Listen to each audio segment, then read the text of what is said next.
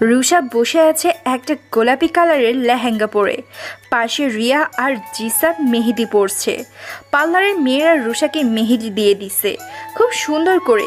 রুষার ডান হাতেই সূর্যের নাম লিখে দিয়েছে। পার্লারের মেয়েরা এটা রুষাকে দেখাতেই পার্লারের মেয়েদের এক বালতি বকা দিয়ে দিচ্ছে। ওই আপনাদেরকে কে বলেছে আমার হাতে ওই বিলেনটার নাম মানে সূর্য নাম লিখে দিতে? আমি কি বলেছি? না মানে ম্যাডাম, আসলে আমাদেরকে তো স্যার বলেছে। কোন স্যার বলেছে আমার হাতে নাম লিখে দেওয়ার জন্য? আবির স্যার। কি? ওই বজ্জাতটা আমার হাতে ওর নাম লেখার জন্য বলেছে? ওই বজ্জাতটা বললেই কি নাম লিখতে হবে?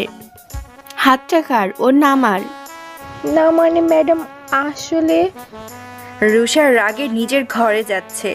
কত বড় সাহসী মেয়েগুলার! আমি কি ওদেরকে বলেছিলাম যে আমার হাতে ওই বিলেনটার নাম লিখে দিতে? আর ওই বিলেনটা সাহস কি করে হলো ওদেরকে বলার যে আমার হাতে ওর নাম লেখার জন্য? একবার পাই তারপর বোঝাবো। রুষা নিজের ঘরে গিয়ে দরজা লাগাতে পারছে না হাতে মেহেদি থাকার কারণে। হঠাৎ করেই রুষার মাথার উপর দিয়ে একটা হাত দরজা লাগিয়ে দিল। রুষা পিছনে ঘুরে তাকিয়ে দেখে সূর্য তার সামনে দাঁড়িয়ে আছে। রুষার রসগোল্লার মতো চোখ বড় বড় করে তাকিয়ে আছে। মনে মনে ভাবছে, উফ, এই ভিলেনটাকে তো আজকে খুব হট লাগছে। নীল কালারের পাঞ্জাবিতে তো পুরোই হট লাগছে, ইচ্ছে তো করছে।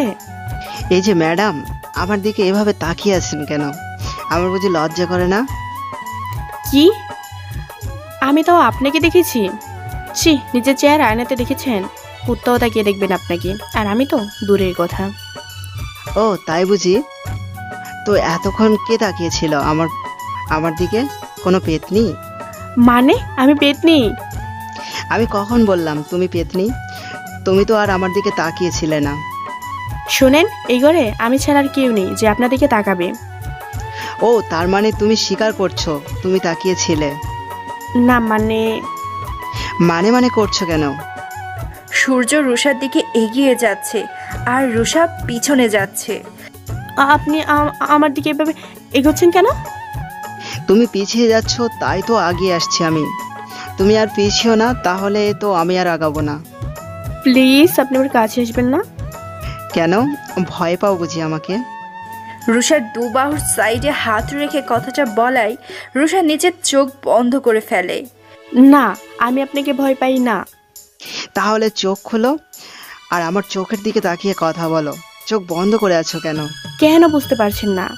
আপনার দিকে তাকালে নিজেকে কেমন কেমন লাগে, জানি না কেন আমার এরকম অনুভূতি হয়। গলা শুকিয়ে আসে, তখন শ্বাস নিতে খুব কষ্ট হয়। সূর্য রুষার আরো কাছে যায়।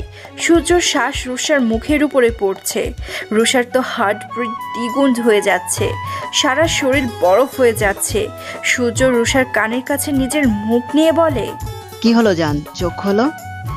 রুষা চোখ খুলছে না, এখনো বন্ধ করে আছে। অনেকক্ষণ পর আস্তে আস্তে চোখ খুলে তাকিয়ে যা দেখে রুষা তাতে খুব অবাক হয়। রুষার বিছানাতে বসে সূর্য ফোন টিপছে। রুষা এইটা দেখে খুব রেগে যায়। আপনি এখনো এখানে কি করেন? যান আমার রুম থেকে। সূর্য রুষার দিকে তাকায়।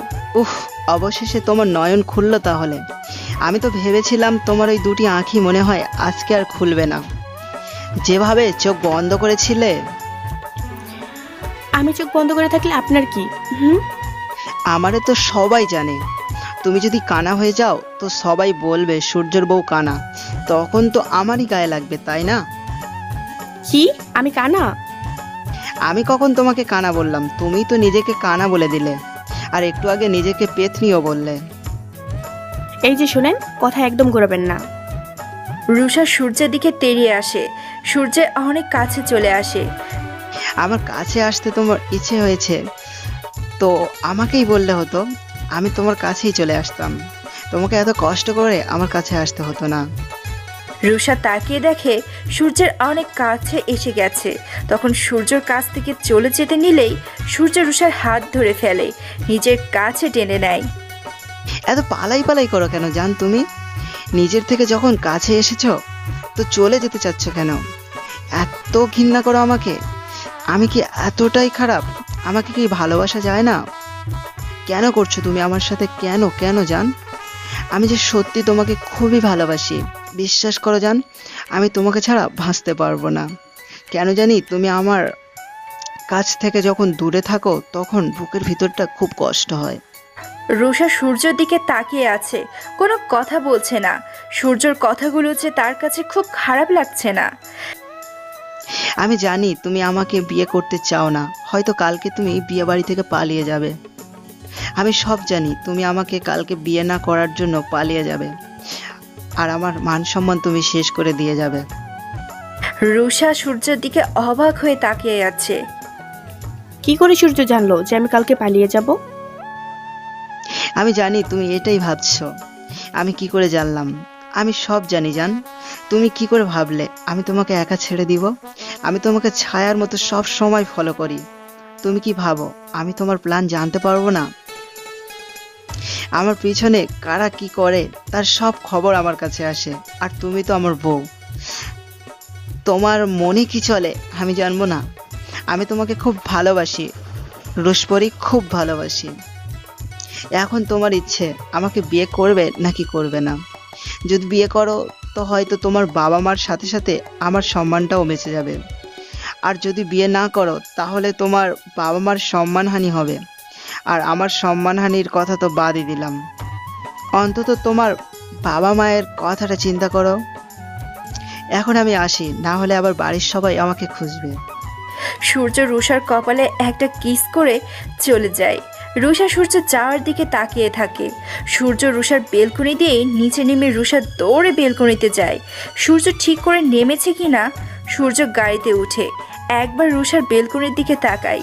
রুষা সূর্যের তাকানি দেখে সরে যায়, কিন্তু সূর্যের চোখ এড়ায়নি। রুষা এখানেই ছিল। সূর্য মুচকি হেসে চলে যায়। রুষা তাকিয়ে দেখে সূর্য চলে গেছে। রুষা ঘরে এসে বিছানাতে বসে সূর্যের কথাগুলো চিন্তা করছে। সত্যি কি উনি আমাকে এতটাই ভালোবাসে? ওনার চোখে আমি স্পষ্ট পানি দেখেছি এই কথাগুলো বলার সময়। আমি কি সত্যি ওনাকে ভুল বুঝছি? উনি যা বলেছে তা তো ঠিকই বলেছে। আমি যদি এই বিয়ে না করি তাহলে বাবা মার সম্মান হারাবেন। কি করি এখন আমি? হঠাৎ করে রুষার ফোনে মেসেজ আসে। রুষা মেসেজটা দেখে রুষা খুব অবাক হয়ে যায়।